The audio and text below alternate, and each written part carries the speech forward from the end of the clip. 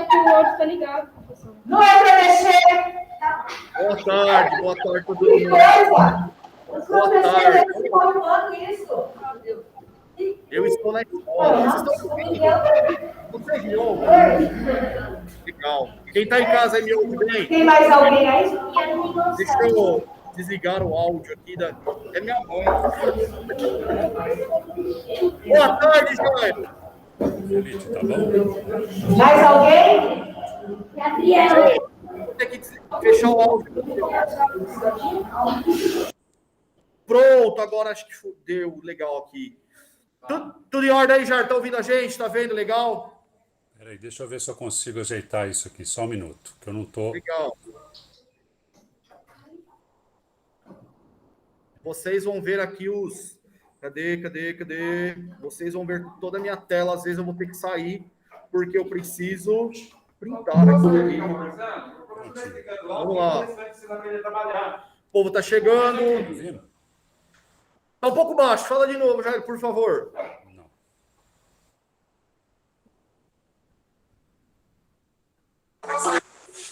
Pronto, tá me ouvindo? Agora tá legal. Ah, legal. Bacana, eu vou ligar. Cara, eu sou meio antiquado. Eu não sou muito bom de tecnologias, não. Uma boa tarde. Não tem problema. Tá dando um eco aqui. É mesmo? Nossa, deve ser... Você quer que eu tente entrar de novo? Quer tentar? Pode ser. Vamos ver. Deixa eu ver aqui, só um minuto. Vou tentar entrar.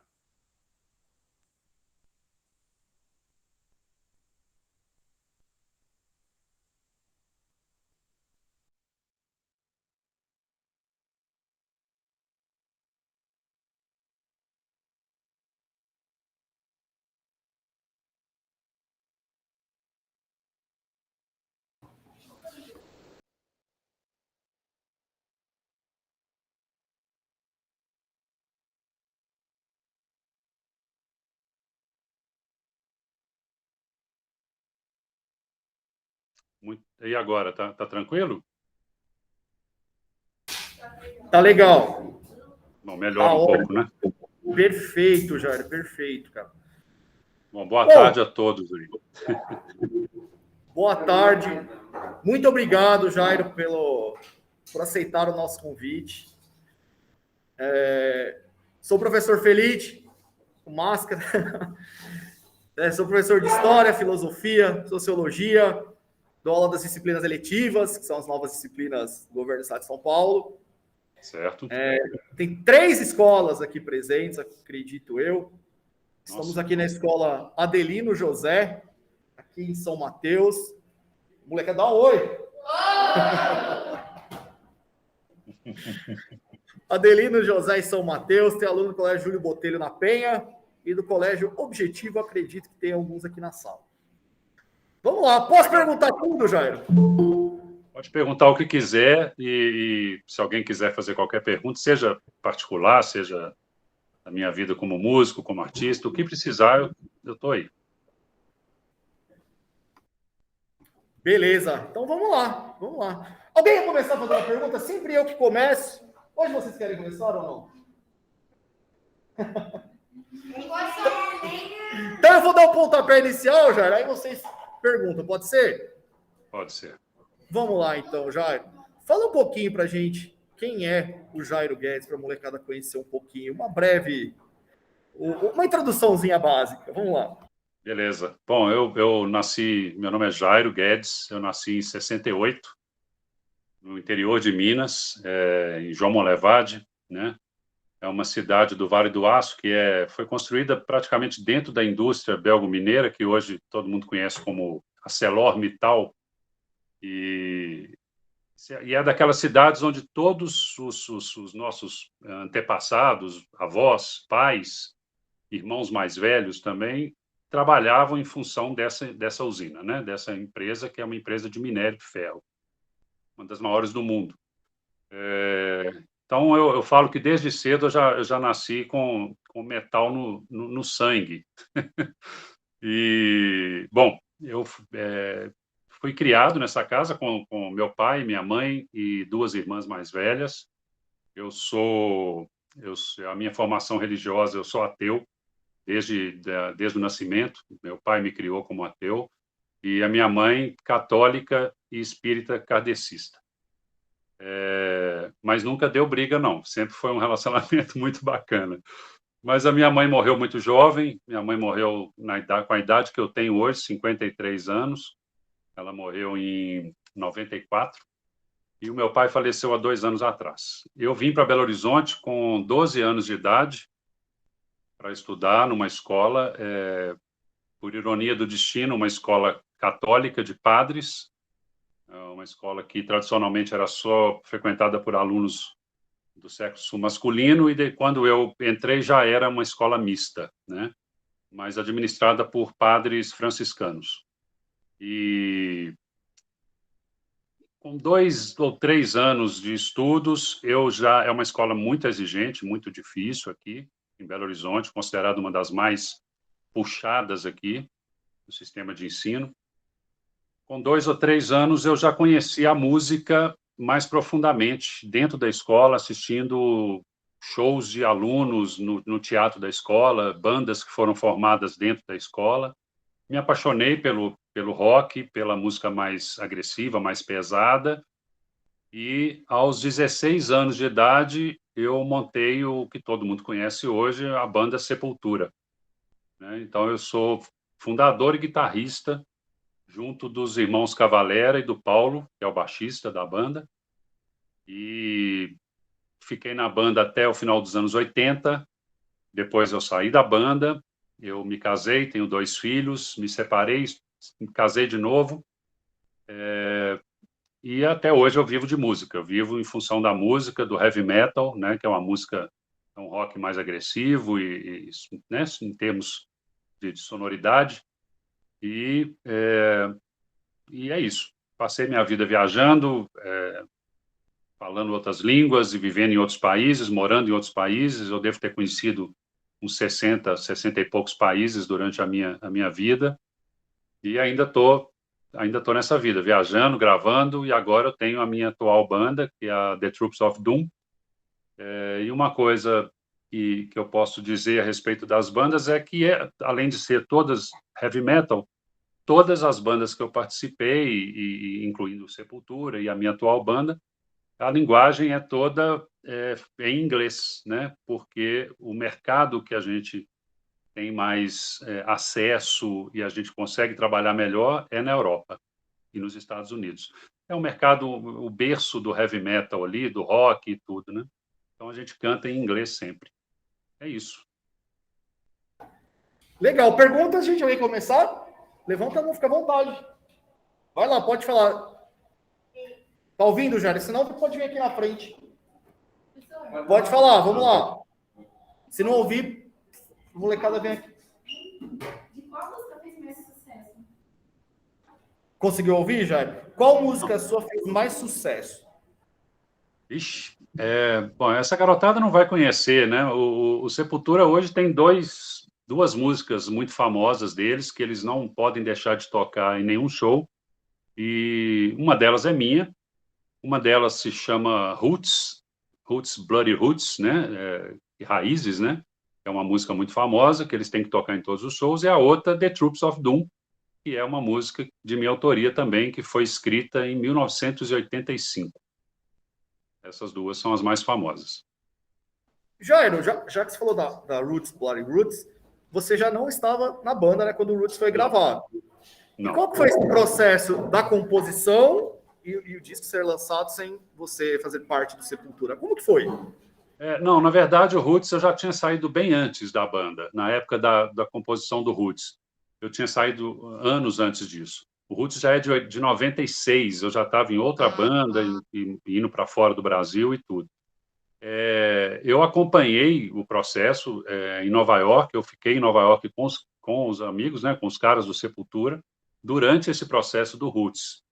E foi um disco muito interessante, foi um disco que trouxe coisas muito novas, né, no mercado do heavy metal, entre elas a participação de uma tribo chavante, né, de índios, né, de mais de 30 índios, que o Sepultura passou um tempo hospedado nessa tribo, onde absorveu muita cultura, muita música, muita coisa do tribalismo deles e colocou no som da banda, né?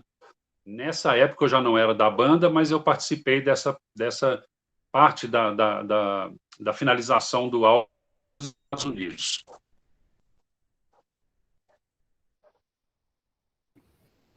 Alguém tem alguma pergunta?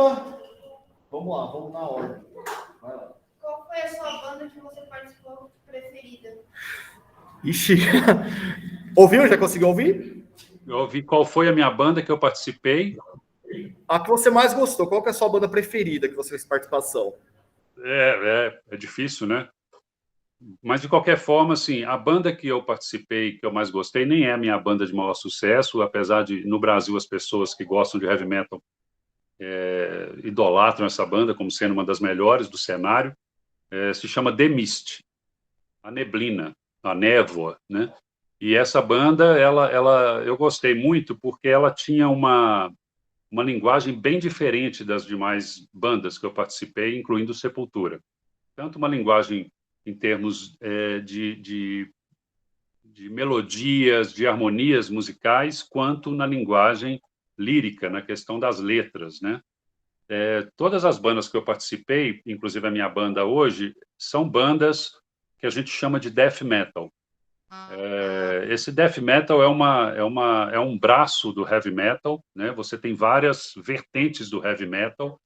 O heavy metal a gente pode dizer que é um rock mais agressivo, né? Você tem um rock que vai até ali um Guns N' Roses, para quem conhece. Fora isso, né, vai de Beatles a Guns N' Roses. Vamos simplificar assim. Passou disso, de mais agressivo em termos sonoros, a gente chama de heavy metal, né? Aí a gente coloca death metal, a gente tem uma vertente que chama black metal, a gente tem uma vertente que chama white metal. O que é o black metal, por exemplo? O black metal são as bandas de heavy metal que a sua base lírica, ou seja, não só a sua harmonia musical, mas a sua base de letras, a mensagem que eles passam é muito ligada ao satanismo, que a gente chama, que é a adoração de Satã, de demônios e etc.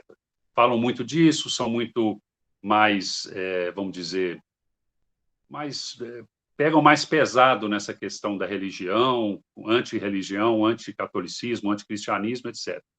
Esse é o black metal. O white metal é exatamente o oposto disso. Ele tem a mesma sonoridade, você ouve e acha que estão cantando a mesma coisa, é tão agressivo quanto, porém são bandas cristãs, são bandas que divulgam o nome de Cristo e toda uma verdadeira pregação em forma de heavy metal, né? E você tem aí o death, o thrash, o speed metal, o power metal, que são as outras vertentes. A minha banda e o Sepultura eram death metal, que não é nem uma banda muito ligada ao lado do black metal e nem prega nada. Não, ela fala de questões humanas, ela fala de traição, ela fala de amizade, ela fala de medo, ela fala de insegurança e ela fala de religião no sentido de buscar respostas ou de ir contra alguma coisa, né? Mas não é uma coisa tão agressiva no âmbito religioso como é o black metal, por exemplo. A banda The Mist que eu participei, que eu gostei muito, que eu gostava muito e participei até agora, até 2019, eu estava tocando com eles. Eu saí em 2020 da banda. É uma banda que surgiu em 89, nós fizemos 30 anos em 2019 e que era uma linguagem que a gente chama de um metal mais dark, assim, é uma coisa mais falando mais das relações humanas, das tristezas, da fome, das doenças, da hipocrisia, dos pecados capitais, etc. Né? Então a gente falava dessas questões. Então, era uma banda que trabalhava muito com isso. O nosso vocalista era um cara, até hoje, mas a gente não toca junto, é um cara que é formado em filosofia pela Faculdade Federal de Minas Gerais, depois ele formou em letras e hoje ele está fazendo um terceiro curso hoje, que eu não sei qual que é. mas ele é uma pessoa muito ligada à filosofia, à sociologia, então ele trabalhava de forma muito bacana com as letras eram são, né, extremamente inteligentes, a forma como são escritas, as metáforas que são usadas e tudo. A gente considera ele um poeta, assim, e um cara muito bacana, muito inteligente. Então a banda tinha esse diferencial, né? Quer dizer, o heavy metal tem essa coisa muito do barulho. Os fãs de heavy metal não estão tão interessados no que a banda tem a dizer. Geralmente eles querem ouvir o som. O som é bom, para eles é bom, não interessa muito o que está dizendo na música, né? Ainda mais sendo em inglês. Então, para o fã brasileiro, importa menos ainda. Só os fãs mais envolvidos com aquilo, mais árduos, é que fazem uma pesquisa, procuram traduzir, saber o que a banda tá falando, né? E no caso do The Mist, é uma banda que trazia as letras em primeiro plano para depois trazer a musicalidade. Então, é bem bacana. Por exemplo, é a única banda que eu trabalhei em toda a minha vida que tinha as letras antes das músicas. A gente pegava a letra e musicava aquele poema, vamos dizer assim. Então, tinha que trabalhar com nuances de música, né? Mais euforia, menos euforia, uma música mais lenta, mais grave, mais aguda, mais alta, e aí em cima do que ele estava falando para que casassem as duas coisas. Muito bom. É legal essa questão das vertentes do rock and roll, né? Todo mundo pensa, rock é tudo barulho, é tudo igual. Existem várias vertentes, né? Isso aí é muito bom, fica complicado, né? Perguntas, quem mais tinha aqui? Vamos lá. Você toca algum instrumento? Jair, perguntaram se você toca algum instrumento, aí eu vou continuar a pergunta. Qual foi o seu primeiro instrumento e quais que você toca também? Tá, eu toco bateria, guitarra e contrabaixo. Eu me especializei em guitarra, eu sou conhecido como guitarrista por causa do Sepultura, mas eu já toquei baixo muito tempo em outra banda. Eu passei maior parte da minha vida adulta na Europa tocando contrabaixo, mas eu sou guitarrista de formação.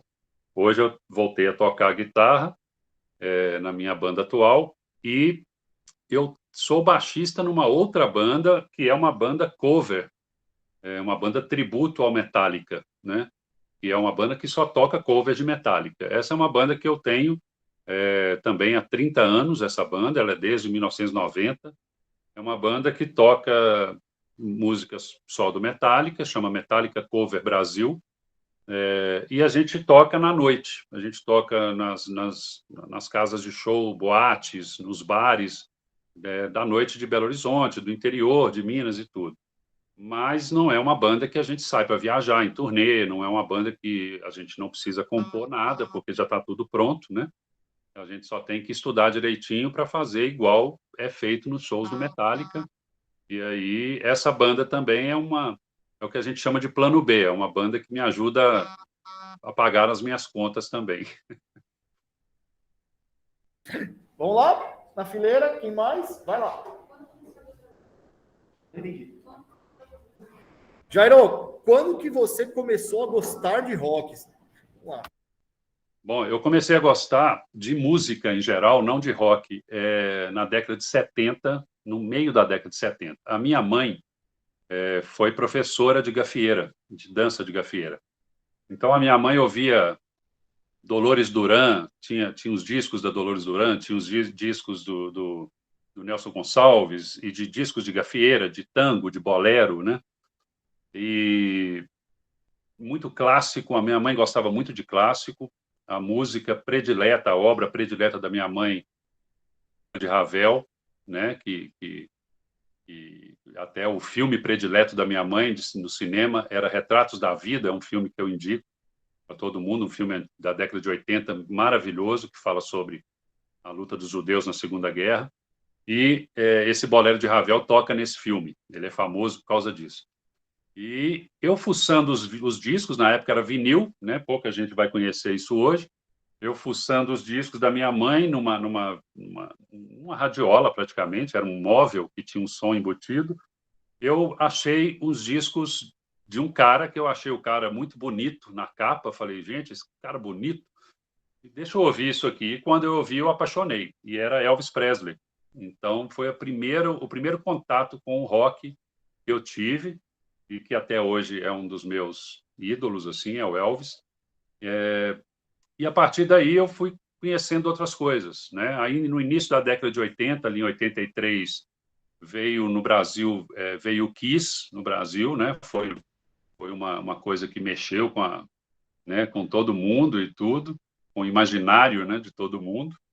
E em 85, o primeiro Rock in Rio, então foi quando a gente começou a ter acesso a bandas de fora, e aí a importação e etc. Mas eu comecei mesmo com Elvis Presley ali em torno de 78, 79. Foi meu primeiro contato com o rock, assim. Vamos lá, perguntas? Todo mundo aqui. Vamos lá atrás de novo. Aqui. Vai lá de novo. E a sua? Vamos lá. Qual que foi a primeira banda, é isso? Qual que foi a sua primeira banda, Jairo? E se você fez viagens a caminho de shows? Muitas, né? Se eu fiz viagens... Viagens a caminho de shows, acredito que pelo mundo, pelo Brasil. Ah, não, sim, eu viajei muito. A minha primeira banda eu tive uma banda antes do Sepultura com o meu irmão de criação, um irmão que eu tenho, que é produtor musical, mora no Rio hoje. Eu tive uma banda com ele, mas uma banda só de tocar dentro de casa, no quarto, assim. E foi onde eu aprendi muito. Mas a minha primeira banda, profissionalmente falando, foi o Sepultura, né? É aquela banda onde você começa ali brincando e, de repente, você vê que está dando certo e, de repente, vão aparecendo pessoas para trabalhar com você e aquilo deixa de ser só uma banda e vira uma marca, vira uma empresa. E aí você tem toda uma agenda, né? Você tem responsabilidades, você tem prazos e etc., né? Para entrega de produtos e etc. Então, Sepultura foi essa primeira banda onde eu aprendi praticamente tudo que eu sei até hoje sobre uma banda de heavy metal, como lidar com uma banda de heavy metal. Então, desde o Sepultura até hoje, eu sempre viajei muito em função de shows, assim, né? Eu não sei falar quantos shows eu já fiz, seria impossível eu fazer essa conta. Eu já fiz 150 shows, 200 shows num ano. Eu tinha agora, em novembro, foi cancelado por causa da pandemia, com a minha banda atual, uma turnê na Europa de 30 dias e 25 shows. Então, para vocês terem uma ideia de que não existe muito aquele glamour que a gente imagina, não. Você imagina fazer 25 datas, né, 25 shows em 30 dias, né? A vida de rockstar é puxada, né? Não tem puxada. Eu tava contando para minha esposa esses dias, ela não me conhecia na época, né, desde que eu era do Sepultura, nem na minha época que eu viajava mais, e a gente se conhece há 6 anos só, mas ela me perguntando sobre shows, e eu falei com ela, olha, eu teve uma época da minha vida, ali 2000 a 2006, mais ou menos, e eu devo ter tocado umas 6 ou 7 vezes em Paris, e eu nunca tinha visto a Torre Eiffel. Então, eu fui a Paris 7 vezes e não vi a Torre Eiffel, eu não vi o Arco do Triunfo, eu não andei na Champs-Élysées. Eu só consegui fazer isso o dia que eu resolvi sair do Brasil como turista e ir até Paris e ficar uma semana como turista. Aí eu consegui visitar tudo que eu queria, o Museu do Louvre, etc. Mas eu cheguei a tocar em lugares que eu não posso falar que eu visitei, porque eu cheguei no hotel, fui para o local do show, toquei, entrei no ônibus e fui para outra cidade, né? Eu fazia muito assim de descer em Portugal de avião, em Lisboa, e pegar uma van, e você vai correndo na Europa, até a Rússia. E isso em um mês, você faz em 30 dias fazendo 20, 18 shows, às vezes 25, às vezes 15. Então, você não tem muito tempo de conhecer os lugares, mas se tiver sorte, algum lugar dá para conhecer melhor. Mas geralmente não dá, não. Qual a sua música favorita? Se ele querer entrar em outra banda famosa. Beleza. Vamos lá. Qual a sua música favorita? E se você quer entrar em uma outra banda famosa. Se você já foi pro país, qual o seu preferido? E qual o seu país preferido? Você viajou o mundo inteiro? Vamos lá, 3 perguntas. 3, nossa. Bom, eu não tenho uma música preferida, predileta. É muito difícil ter uma música predileta, né? Eu gosto muito de uma música do Metallica, que chama Wherever I May Roam. Traduzindo mais ou menos de uma forma mais assim rápida, aonde for, aonde quiser que eu vá, aonde for que eu vá, né? Ou por onde quer que eu vá. Wherever I May Roam. Que fala exatamente sobre essa vida do músico na estrada, né? Então, o vocalista o James Hetfield do Metallica canta isso muito bem, escreve de forma majestosa essa música, e ela conta exatamente como que é essa vida na estrada, né? É muito importante as pessoas entenderem que o artista, essa vertente de artistas que escolhe a estrada, seja na música, seja no circo, no teatro, né? Você tem que ver que tudo tem ônus e bônus, né, na vida. Todas as nossas escolhas têm um ônus e têm um bônus. E você tem muitas vantagens em conhecer muitos lugares, em visitar outros lugares, em correr o mundo, mas você tem que entender que quando você está nesse processo, significa que você está longe da sua casa, né? Longe da sua esposa, do seu marido, dos seus filhos, dos seus amigos. Então, é muito difícil. E o vocalista do Metallica canta isso de uma forma muito bacana, assim, porque o Metallica é uma banda, a maior banda de heavy metal do mundo, de todos os tempos, e eles passam 1 ano e meio, 2 anos fazendo turnê, sem voltar para casa, né? Então, isso é uma coisa complicada. Então, essa música representa muito para mim. Eu gosto muito dela, apesar de ter várias músicas prediletas, né, na minha vida. Bom, quanto a entrar numa banda famosa, isso não é tão simples assim, né? Assim, a gente esse mercado da música não funciona igual o mercado do futebol. Não é porque eu toco bem ou porque alguém canta bem que ele vai ser contratado para um outro time, né? Na verdade, as bandas são praticamente um micro-universo da sua família ou das suas amizades. Você escolhe 3 ou 4 pessoas ali que combinam muito nas suas ideias e vivem juntas ali, é um grupo mesmo, né? Então, o que você tenta vamos tentar juntos, esse grupo de pessoas, espalhar nossa música e fazer da melhor forma possível. Se você ficar famoso, ótimo, se não ficar, paciência, mas assim, a fama também não é o grande objetivo de tudo, né? Às vezes você não é tão famoso, mas consegue ter uma vida bacana, consegue sustentar a sua vida e a sua casa, né, dentro daquele trabalho que você faz, mesmo não sendo tão famoso, e isso é muito bom. Eu tenho muitos amigos que são muito famosos que não podem fazer compra no supermercado e não podem jantar à noite, então num restaurante.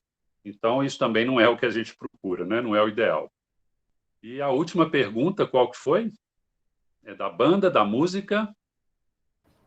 Qual o país que você mais gostou? Pois e o país, né? O país. Eu conheci vários lugares assim inusitados no mundo, né?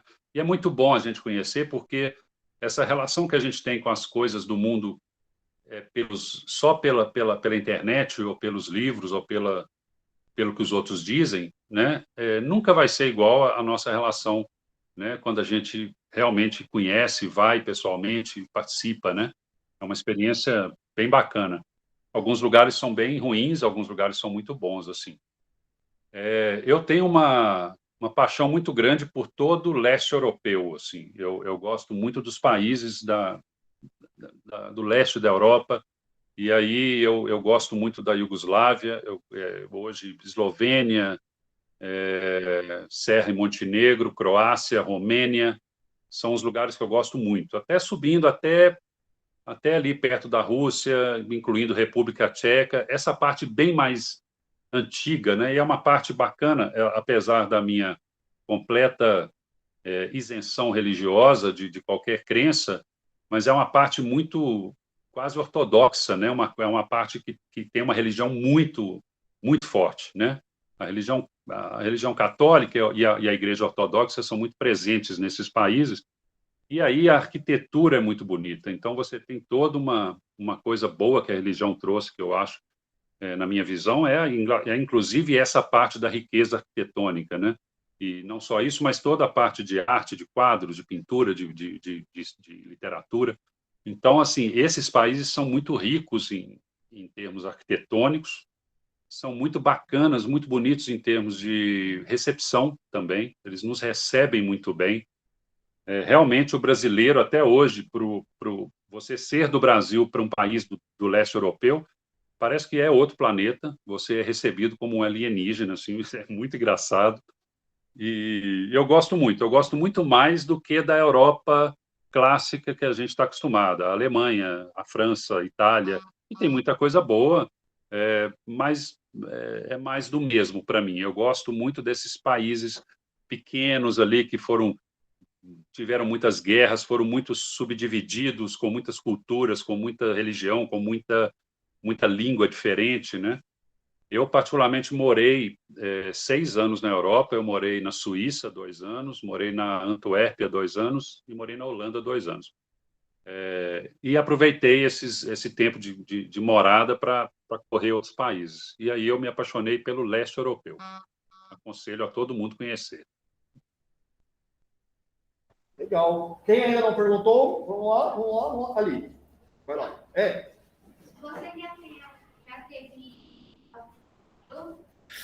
Já teve algum disco de ouro? Hoje ainda tem já essa questão de disco de ouro, disco de platina?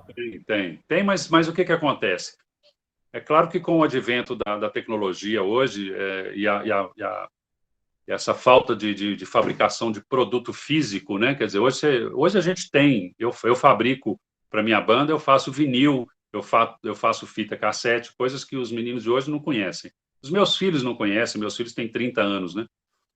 Não conhecem, mas além do CD, a gente ainda faz vinil e faz cassete, porque isso tem muito da linguagem dos anos 80, que é uma linguagem que eu estou sempre trazendo de volta com a minha banda. Essa linguagem musical dos anos 80, né? Muito da época do Sepultura, quando eu era guitarrista. Então, o que acontece? Com esse advento da tecnologia e de você ter os streamings, de você baixar música e você poder criar, né, sua lista de músicas na internet, etc., você para de vender produto físico, né? A música hoje é distribuída de forma digital, mundialmente, e não de forma física. Então, com isso, o que foi feito foi uma diminuição drástica nos limites de venda, ou seja, o nível de venda para se atingir um disco de ouro era 100 mil, hoje é 50 mil.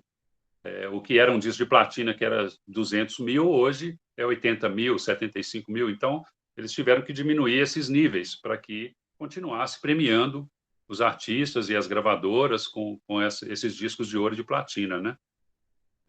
Eu tenho um disco de ouro de um disco do Sepultura.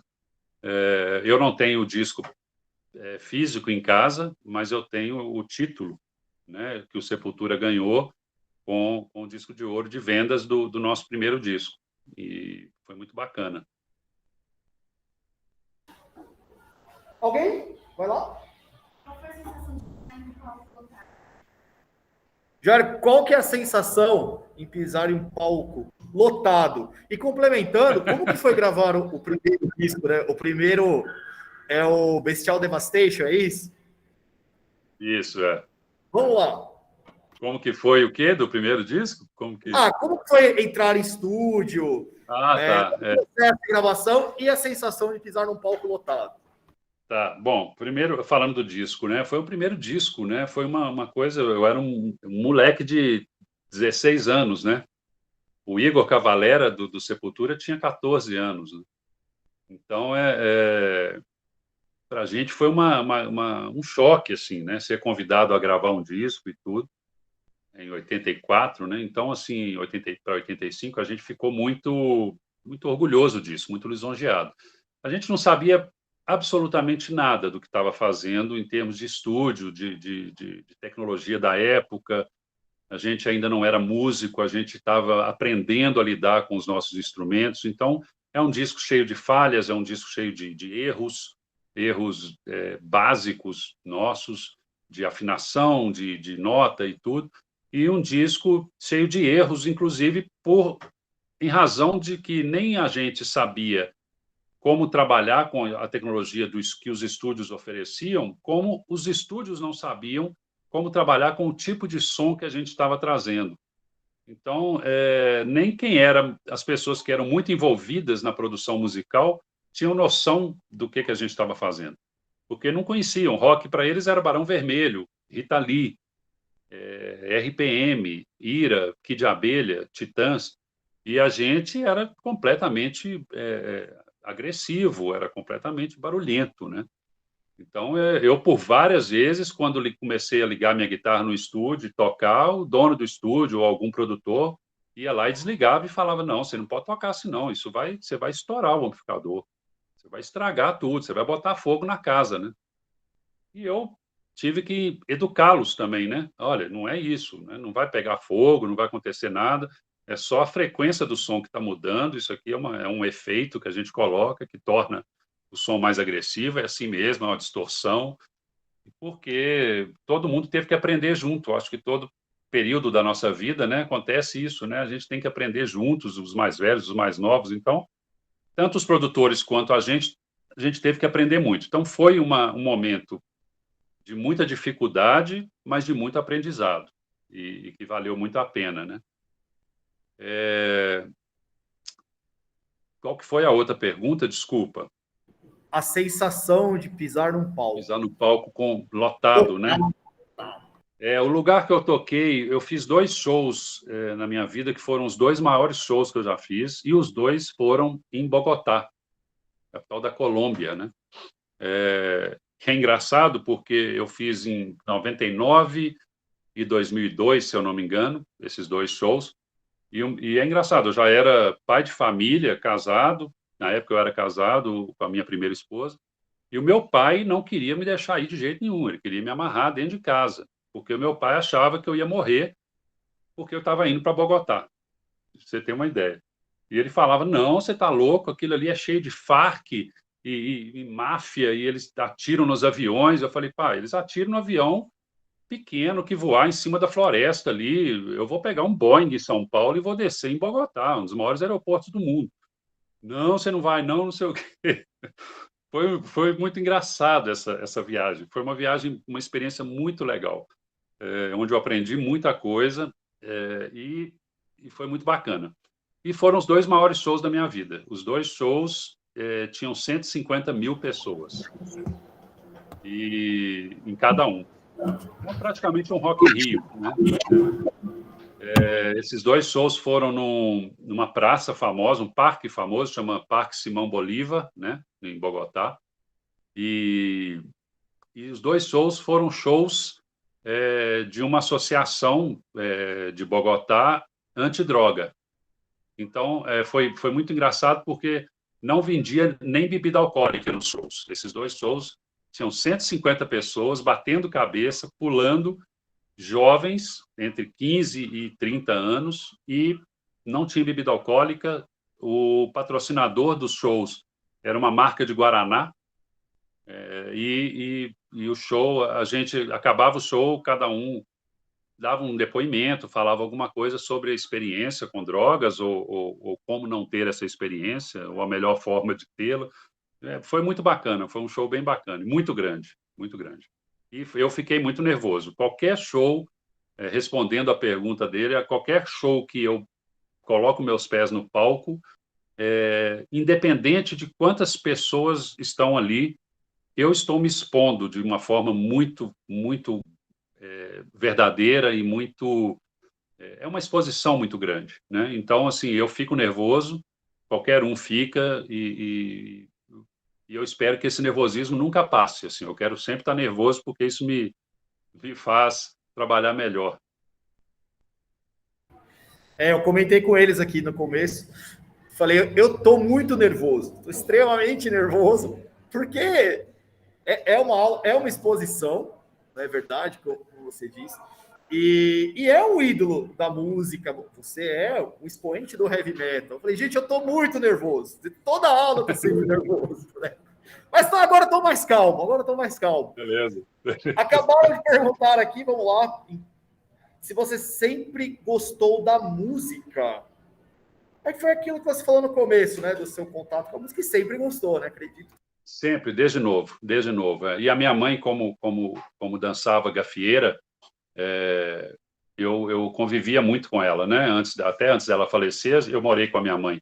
E a gente trocava muita ideia de música. Eu ia nas gafieiras para acompanhar, e aí eram bandas ao vivo tocando bolero, tango e etc., samba, né?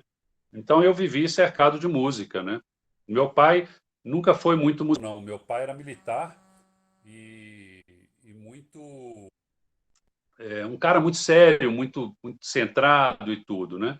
Depois de muito mais velho, meu pai, a partir dos 70 anos, ele morreu com 83, 84, uns 15 anos atrás para cá, o meu pai, minha mãe já tinha falecido, meu pai entrou para uma escola de dança, e aí ele aprendeu a dançar. E aí a música voltou a conviver com ele, né? E ele com a música. Mas eu convivi muito com a música e sou apaixonado por qualquer estilo por causa da minha mãe, né? Eu respeito, basicamente, eu respeito todos os estilos musicais. Eu respeito quase todos os estilos musicais. Eu vou ser muito sincero que eu não respeito, eu não tenho o menor apreço por esse tipo de funk que se toca, que eles chamam de... Eu não sei do que chama, não, mas é um funk do mal, vamos dizer assim. Eu acho eu não acho que pode ser chamado de música e acho uma perda de tempo. Eu também, cara. É por isso que nós convidamos. E tanto que eu convido várias pessoas de diferentes estilos musicais. Eu comentei com eles hoje. Falei, poxa, o povo do rock and roll é o povo que aceita. Outros às vezes nem respondem, né? Mas estou de acordo. Alguém? Vai lá. Qual a banda que você menos gosta? Tem alguma, Jair?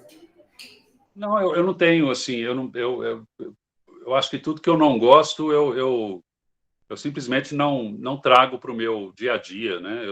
Eu elimino da minha vida alguma coisa que eu não gosto, né? Por exemplo, dobradinha. É uma comida que eu odeio. E toda vez que alguém faz na família, porque o povo adora, eu não vou na casa de quem está fazendo. Então, música é a mesma coisa. Eu evito.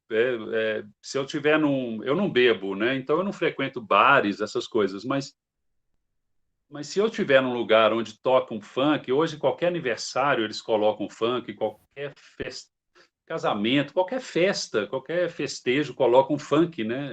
É impressionante, né? E eu não quero de forma alguma denegrir o funk ou falar mal, generalizar o funk, tá? De forma alguma eu estou dizendo isso. Eu acho que tem alguns que realmente são muito pesados e eu acho que a gente não precisa disso, né? Eu acho que existem apologias a armas e a sexo e a drogas e a vida louca que eu acho que não leva muito a nada, não. Acho que o povo fica muito encantado com isso e acaba que não é legal. Eu não estou sendo moralista de forma alguma, até porque as minhas letras também não são moralmente muito apreciadas, porque eu sou um pouco crítico à religião, a quase todas as religiões e principalmente ao cristianismo, mas eu acho que tem como você colocar o que eu faço está dentro de uma tribo praticamente, né? Ela está dentro de um nicho muito pequeno de público, de pessoas que gostam, né? De fãs e etc. O funk não, esse funk quanto mais podridão os caras cantam, parece que mais sucesso faz, né? Mais ele se espalha. E eu acho que a gente está precisando mais de coisas boas, né? Mas é isso. Legal, vamos aqui. Quem ainda não fez pergunta, você não fez, né? Vai lá. Se tem alguma outra profissão além da música, ou tinha? Você tem alguma outra atividade além da música, Jair? Alguma outra profissão? Tenho. Bom, eu trabalho com... desde de pequeno, desde novo, eu sempre gostei muito de miniaturas. E tanto de colecionar coisas pequenas, eu trouxe isso da minha avó. A minha avó colecionou durante a vida toda aquelas coisinhas, aquelas xícaras em miniatura, jogos de café em miniatura, jogos de jantar. Então, ela tinha cristaleiras na casa dela, cheio dessas coisas, de pequenas jarras, objetos de louça chinesa, essas coisas. Bailarinas de louça, tudo em miniatura. E eu sempre gostei muito disso. Então, acabou que, com o tempo, eu me especializei muito nisso e acabei fabricando as minhas próprias miniaturas. E eu fiz muito trabalho para museus. Então, eu fiz assim maquetes para museus e tudo. Eu, desde adolescente, tenho uma outra paixão, que é estudar tudo ligado à Primeira e à Segunda Guerra Mundial. Eu tenho uma ligação muito forte com a Primeira e a Segunda Guerra, principalmente a Segunda. Então, todas as minhas viagens como músico, eu aproveitei para visitar sítios da Segunda Guerra e locais onde foram travadas batalhas famosas ou não famosas e tudo, na Europa, principalmente, na Normandia, na Inglaterra e etc. E eu me especializei em fazer miniaturas de guerra. Então, eu vendi muito para colecionadores, para museus. Eu sou voluntário da FEB, que é a Força Expedicionária Brasileira, né, que é os nossos combatentes, que já morreram quase todos, né, estão muito velhos hoje, com a média de 100 anos. Então, eu fui voluntário no museu da FEB para passar um pano, passar uma vassoura, limpar as vitrines e etc., ajudar a administrar de alguma forma. Então, eu consegui sempre levantar algum dinheiro com isso também, fazendo essas maquetes, essas miniaturas. Eu sempre consegui fazer isso. E, paralelo a isso também, tudo que é ligado a qualquer arte, eu gosto de fazer e transformo isso num ganha-pão, né? Eu tenho uma marca de roupas também, que eu vendo minhas roupas, que eu também faço. Eu tenho as miniaturas, que também é uma marca minha, e a música. Eu acho que é basicamente isso. Vamos lá. É muita gente. Vamos aqui, vai lá. Não? Estamos aqui. Professor, Vai. a minha pergunta é qual o nome da marca de roupa? Qual a sua marca, Jair? A marca de roupa. Pois é, eu tenho hoje a marca que é da minha banda, que a gente faz as roupas da banda, né? Que é The Troops of Doom, thetroopsofdoom.com. Eu tenho a Tormentor, que é o meu codinome, né? Desde a época do Sepultura, que é Tormentor, que está sendo lançado agora em dezembro, essa marca, né? Eu tive outras que foram temporais, assim. Eu lancei durante um tempo, parei. E aí, hoje, eu tô voltando com essa Tormentor em dezembro. Vai lá. Você teve apoio dos pais já para tudo? Eu tive apoio dos meus pais para tudo, desde que eu... do meu pai, desde que eu fizesse a escola, né, completa, né? Assim, até... Meu pai era muito nessa onda, assim. Meu pai falava assim, olha, até onde eu tenho o dever e o direito sobre a sua vida, você vai fazer o que eu estou te pedindo. Você vai estudar, você vai fazer suas coisas. Depois dos 18 anos, você pode fazer o que você quiser. Só que eu, como Sepultura fez sucesso e a gente era muito jovem, nós tivemos que parar de estudar, porque a gente começou a viajar muito, não tinha como frequentar a escola, né? Então, eu parei de estudar em 86. Eu parei de estudar, se eu não me engano, foi na 8ª série. Antigamente ia até a 8ª, depois o científico, né? Os 3 anos, né? Então, eu parei na minha 8ª série. Eu terminei a 8ª série, parei de estudar e nunca mais voltei a estudar. Quando foi em 2018, 2017, há 4 anos atrás, eu prestei o Enem para finalizar, como se fosse aquele antigo SESU, né? Para finalizar o meu 2º grau, né? Que eu não tinha feito. Então, eu fiz o Enem para isso, passei. No outro ano, 2018, eu fiz o Enem para arquitetura e passei na Federal de Belo Horizonte também. Então, passei com 800 pontos, 820 pontos, mais ou menos. E isso tudo eu devo à base do colégio que eu estudei, do Colégio Santo Antônio. Eu fiz até a 8ª série e nunca mais estudei. Fiquei 30 anos sem estudar.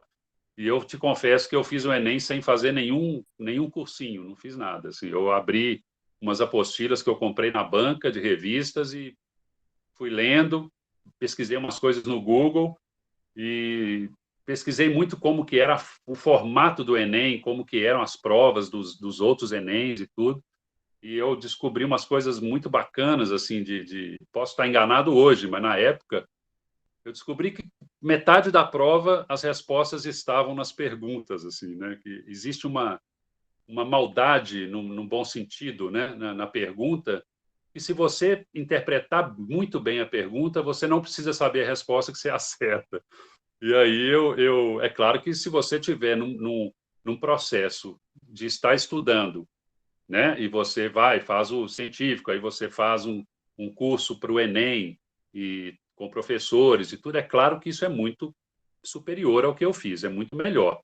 Eu tive uma base muito boa e eu tenho uma disciplina muito boa, assim, eu sou muito disciplinado.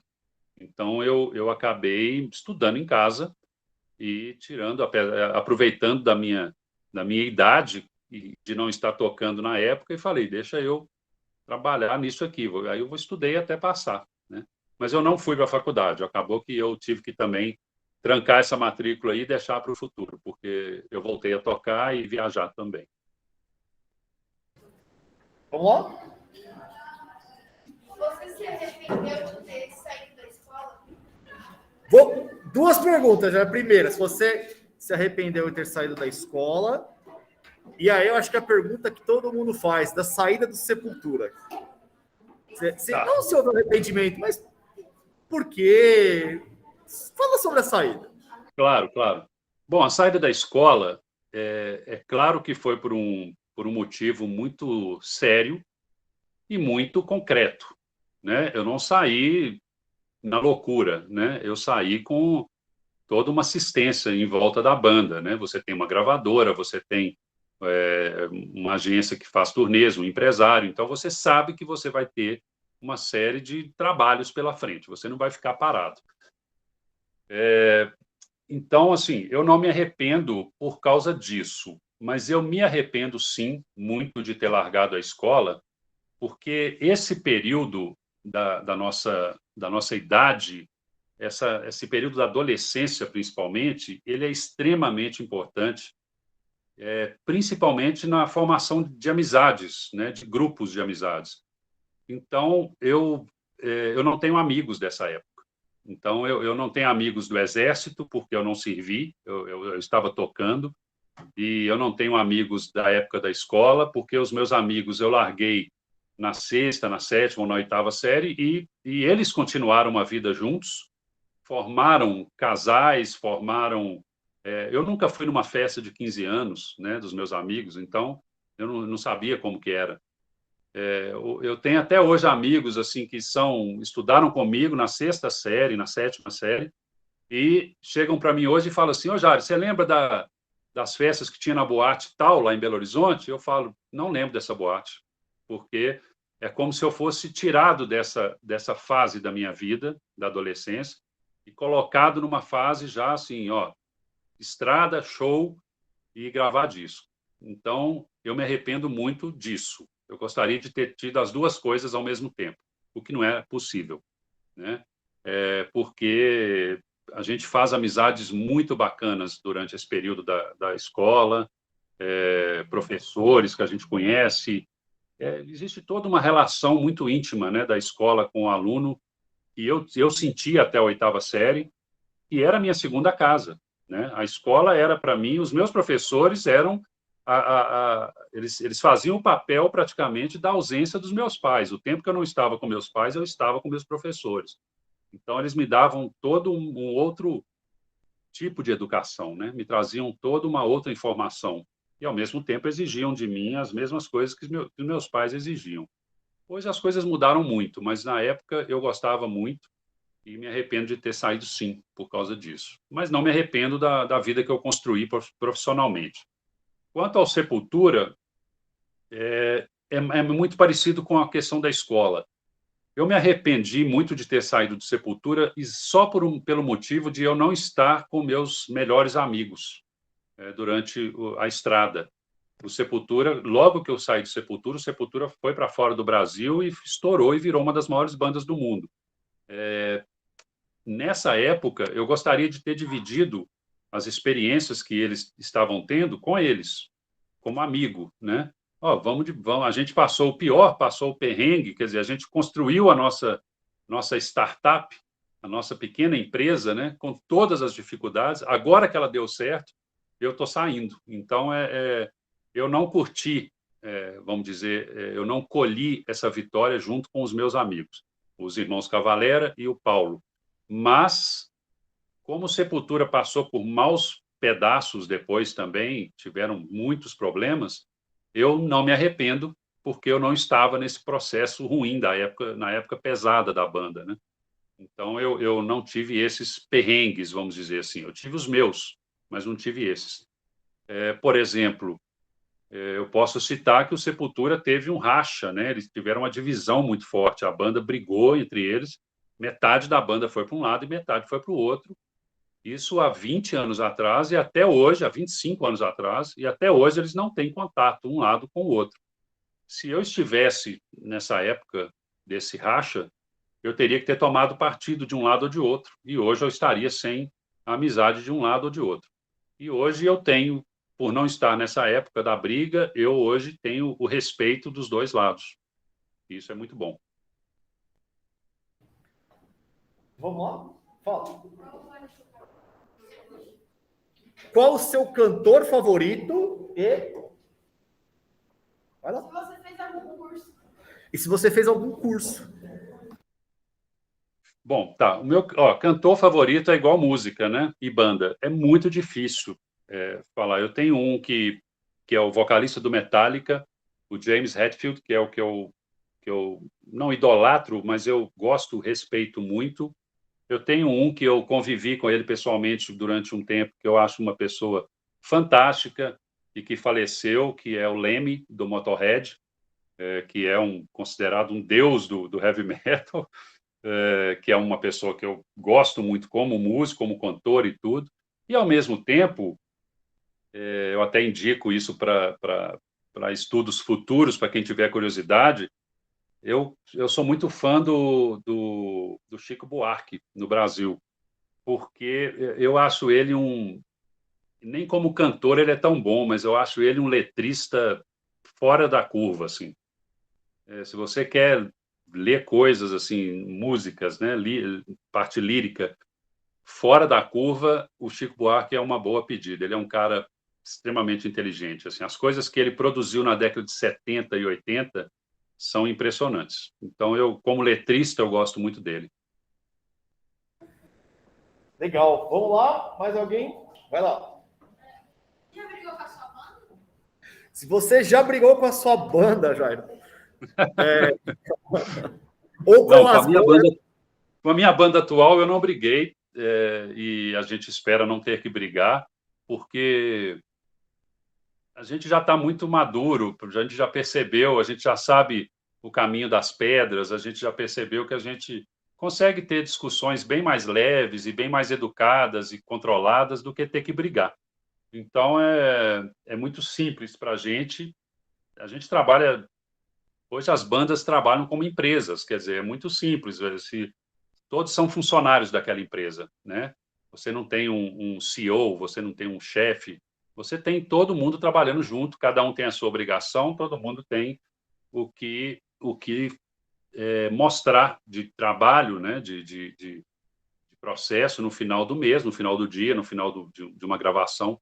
E quem não fizer isso ou insistir em não fazer isso, e aí eu posso citar, eu já já fui obrigado a tirar amigos da minha banda ou de algumas bandas minhas, tocavam comigo e tiveram que sair da banda porque ou usavam droga ou bebiam demais e não conseguiam tocar, e ao vivo erravam demais por causa de droga ou por causa de álcool, ou porque aprontavam muito, gostavam muito de festa e acabava que não dormia na noite, aí no outro dia tinha um show, fazia um show péssimo. Então, chega um momento em que a gente fala, olha, desse jeito, você vai afundar o barco com todo mundo dentro, né? Então, tudo que não tem muito controle, a gente tira de perto mesmo, a gente não gosta. Então, eu não preciso brigar e a minha banda, ninguém tem essa necessidade também, vamos brigar por causa disso aqui. Não, a gente discute de uma forma muito educada. Se a maioria decidir, a maioria ganha, né? E isso até na hora de decidir quais as músicas que nós gravamos que vão entrar no disco e quais que não vão entrar. É claro que eu gosto de uma, o outro gosta de outra que não vai entrar ou que vai entrar. Então, isso dá uma questão aí de ego, né, que a gente tem que discutir, mas é uma coisa muito leve, sem problemas. A gente discute e fala, não, todo mundo acha que essa aqui é melhor e essa aqui é pior, então essa não vai entrar. Então, não entra. Então, se tiver um equilíbrio assim e tratar todo mundo com respeito, a coisa vai longe. Legal, vai lá. Não ouvi. Se pretende trocar...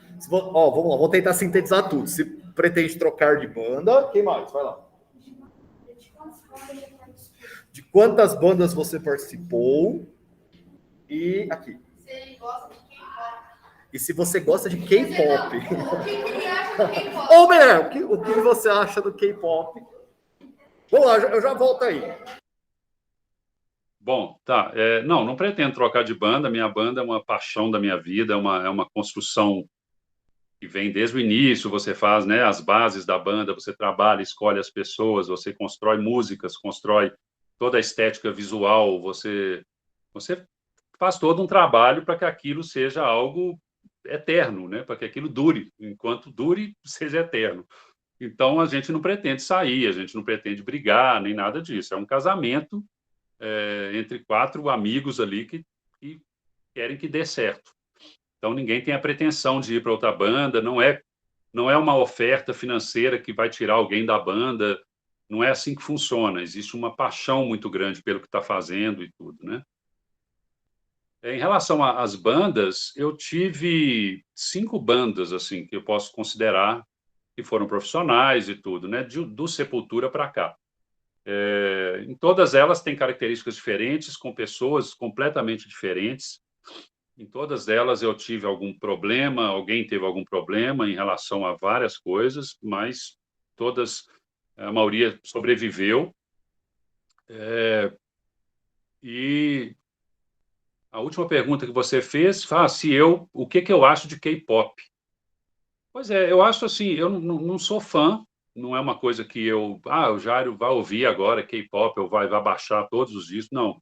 Mas eu respeito, apesar de ter, depois de muita experiência na música, o nosso meio do heavy metal e do rock, ele é muito orgânico, assim, ele é muito verdadeiro. A gente monta uma banda, a gente fala até banda de garagem, né? A gente monta uma banda como sendo uma banda de garagem, é como se todo mundo fosse amigo e tocasse junto no porão da casa de um deles, ou na garagem de um deles, então, ou no barracão no fundo da casa de alguém. Então, é uma banda que a gente monta de uma forma muito orgânica, muito visceral, onde tem muita amizade, muita intimidade para se decidir cada coisa. Um se torna cúmplice do outro e tudo. A diferença disso para esse mercado do K-pop e outros mercados, como bandas como Boys Band, por exemplo, né, que você tem várias aí, sei lá, New Kids on the Block, não sei o quê. A diferença é que essas bandas, elas são construídas para um objetivo, assim, elas não são amigos que se juntaram e formaram, aí às vezes um nem toca e vai aprender a tocar, mas porque é amigo ele tem que ser da banda. Então, assim, essas outras bandas não, elas são bandas construídas como uma empresa, uma microempresa, são construídas por uma organização maior, que geralmente é uma gravadora ou algum produtor, e essas bandas já vêm com uma certa já pegam uma estrada bem menor que a nossa, assim, eles já pegam atalhos que nós não pegamos, assim, sabe? Então, eles já vêm com essa vantagem, vamos dizer assim. Eu não sou muito fã, mas eu também não condeno, não. Eu acho que é um empreendimento como qualquer outro. É igual as duplas sertanejas, né? Tem muitas também que são criadas assim, Também. né, Jairo? Também. Hoje em dia, sim, né? Vamos lá, o povo tá empolgado, que bom, Jairo. Mais uns minutinhos, Jairo? Tudo bem? Sim, por favor, claro. Vamos lá. Não pode nesse carro. Ah, já vai ter. Vamos lá, quem ainda não fez pergunta, quer perguntar? Ali, vai lá. Sua banda sofreu uma mudança da quarentena? Deu para ouvir aí, Jairo? Não ouvi. A banda de vocês, o Troops of Doom, ele foi criado durante a pandemia, não foi? E qual foi o processo, assim, do surgimento da banda, as dificuldades por causa da pandemia e Bom, previsões, assim? Já tem o Troops of Doom calendário, foi já uma tem surpresa muito agenda? agradável. Sim, foi uma surpresa muito agradável e muito surpresa mesmo, inédito para a gente na nossa vida. Por quê? Primeiro, porque o Troops of Doom foi criado no início da pandemia, logo que começou a pandemia. O Troops of Doom foi criado ali no papel no dia 14 de março de 2020. Quer dizer, é uma banda que tem 1 ano e 7 meses, praticamente. Além da pandemia e dessa necessidade de afastamento e social e tudo, na nossa banda, cada um mora num estado do Brasil. Então, assim, eu e o baterista moramos em Belo Horizonte, mas a gente tem muito pouco contato, porque ele trabalha muito, ele é professor de bateria, ele é professor na School of Rock, então ele dá muita aula e tudo. O nosso outro guitarrista mora num lugar que chama Carlos Barbosa, que fica mais ou menos uns 40 minutos de Gramado, no Rio Grande do Sul, do lado de Garibaldi. E o nosso vocalista mora no Rio de Janeiro, na Barra da Tijuca ali. Então, é uma banda que, além da pandemia, ainda tem uma separação geológica, né? Quer dizer, geográfica, na verdade. Geográfica muito grande. A gente é mais de 1.000 quilômetros para encontrar o meu guitarrista. Então, a gente teve que desenvolver um processo diferente da maior parte das bandas. E a pandemia ainda nos obrigou a fazer isso, né? Que é criar tudo à distância. A gente criou um grupo de WhatsApp para a banda, onde a gente fez várias reuniões e tudo, definimos todos os caminhos que a banda ia tomar, toda a estratégia, toda a parte estética da banda, e todos nós temos o mesmo aplicativo de música para gravação. Então, eu gravo a minha guitarra ou meu violão nesse aplicativo, mando pelo WhatsApp, os outros todos recebem aquilo, o baterista grava em cima, o vocalista grava em cima e o outro guitarrista grava em cima, e qualquer modificação nisso também é feito nesse processo, mandado de volta, e tudo, a gente já gravou, acabamos de lançar nosso segundo álbum, nós lançamos um em outubro de 2020, lançamos um agora em setembro, e os 2 álbuns foram gravados dessa forma.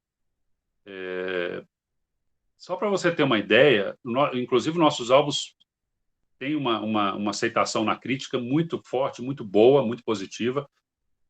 A gente já tem agenda, sim, a gente começa o nosso primeiro show. A gente nunca encontrou a banda toda, isso é uma curiosidade da banda. A banda nunca se encontrou.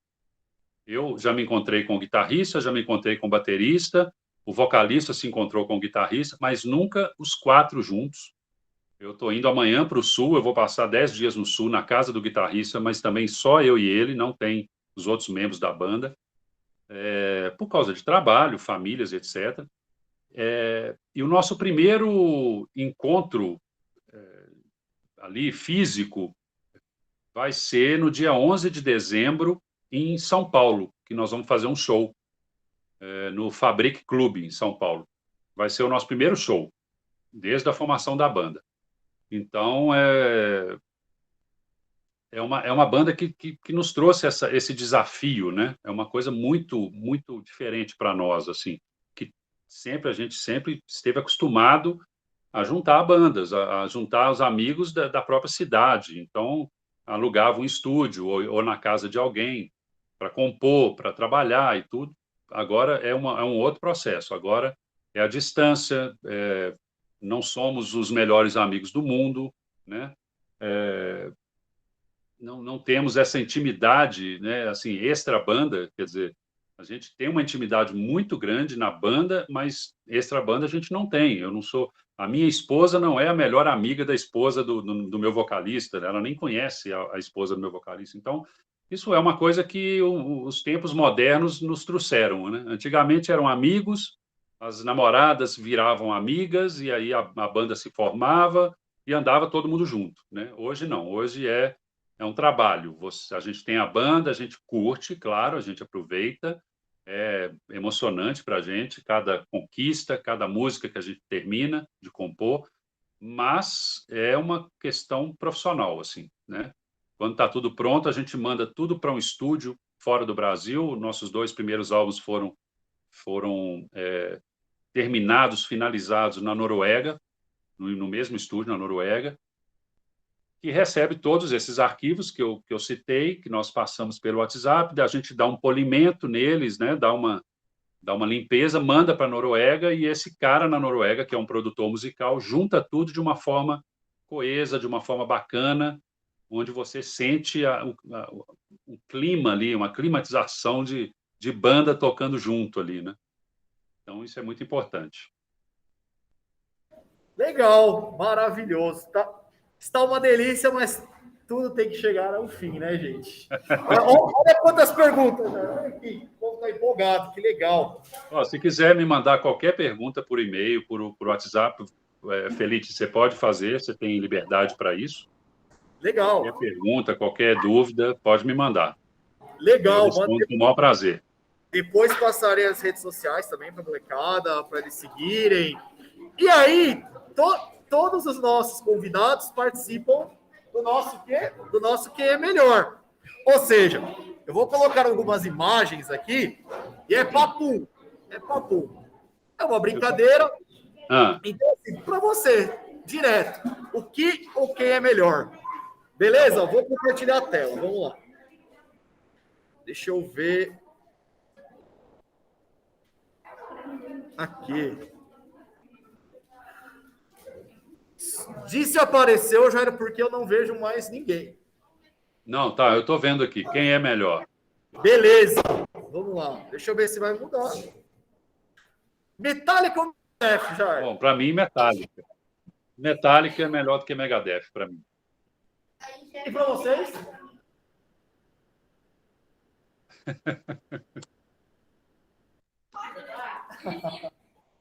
Eu gosto do Metallica também. Acho assim,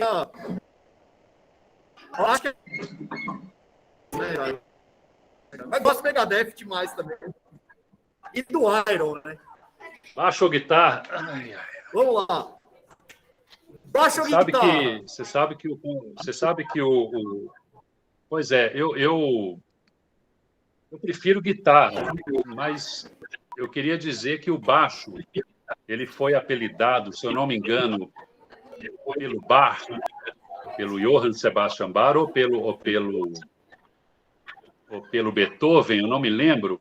Ele é considerado, né, ele é chamado a mãe dos instrumentos, porque o baixo ele tem um grave que ele abraça a música, ele carrega a música no seu grave. Então, eu acho que o baixo tem uma beleza muito bacana que é pouco apreciada, mas eu prefiro a guitarra. Sorvete clássico de máquina ou de pelique, Jair? Cara, de pelique.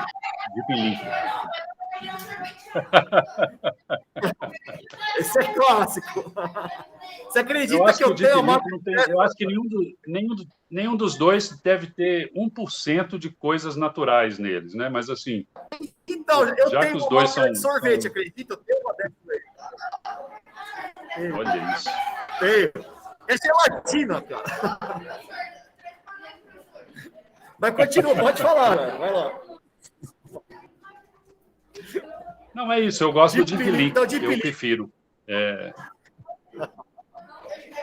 Dá um azedinho bom. É, o massacre da Serra Elétrica ou sexta-feira 13?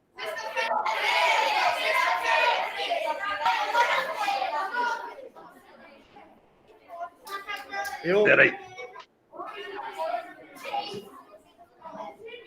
Eu gosto dos dois, cara. Eu gosto dos dois. É, né? Ó, eu vou te mostrar aqui, ó. A minha resposta. Eu não consigo ver, Jairo, mas pode mostrar que depois a gente vê. Peraí, deixa eu ver aqui. Só vai narrando para mim, por favor, porque eu tô compartilhando Ó, minha a tela. resposta, eu tô até vestindo ela aqui, ó. Sexta-feira 13. Sexta-feira 13. Harley Davidson Triumph.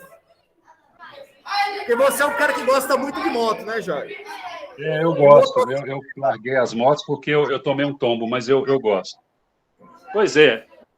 A Harley Davidson e Triumph, a gente está mexendo aí com tradição e tecnologia. Quer dizer, a Harley Davidson tem muita tradição, mas é ruim de freio, é ruim de curva, é barulhento.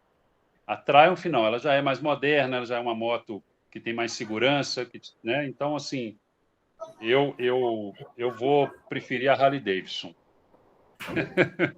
É a mais ligada ao rock and roll, assim. É. Galo ou Cruzeiro? Cruzeiro.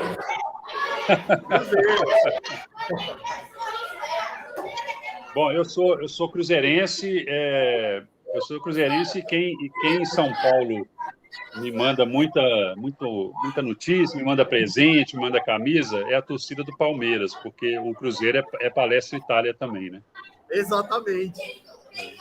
E a pegadinha, qual que é melhor, do Silvio ou do Silvio Santos? Silvio Santos, sempre. Silvio Santos é um monstro da televisão, assim, é um cara que eu gosto muito, assim. O João Kleber não dá, né? E pra... Todd.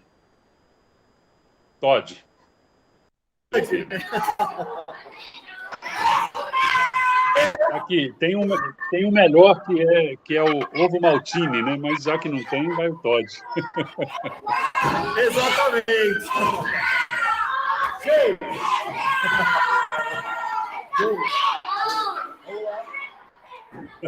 Nessa hora é a zoeira. Jairo. Imagina. Muito obrigado. Gente, por favor, vamos lá. Jairão, muito obrigado. Foi riquíssimo, fantástico, sem palavras, de coração. Sorte na sua vida que você merece, toda sorte, todo sucesso. E foi maravilhoso, maravilhoso. Gente, uma salva de palmas para o Jairo, que foi fantástico. Obrigado, Felipe. Obrigado a Maria. Obrigado, professor Leandro também. Estou vendo que está ligado aqui na área. Tem umas câmeras aqui. Laura, Arthur, Maria. Ó, todo mundo. Muito obrigado a todos e estou disponível aí. Na hora que você precisar, fica à vontade, pode me chamar. Mesmo se eu estiver na estrada, eu respondo. Beleza. Valeu, Jairo. Se cuide. Muito obrigado. Um abraço. Tchau para quem está em casa.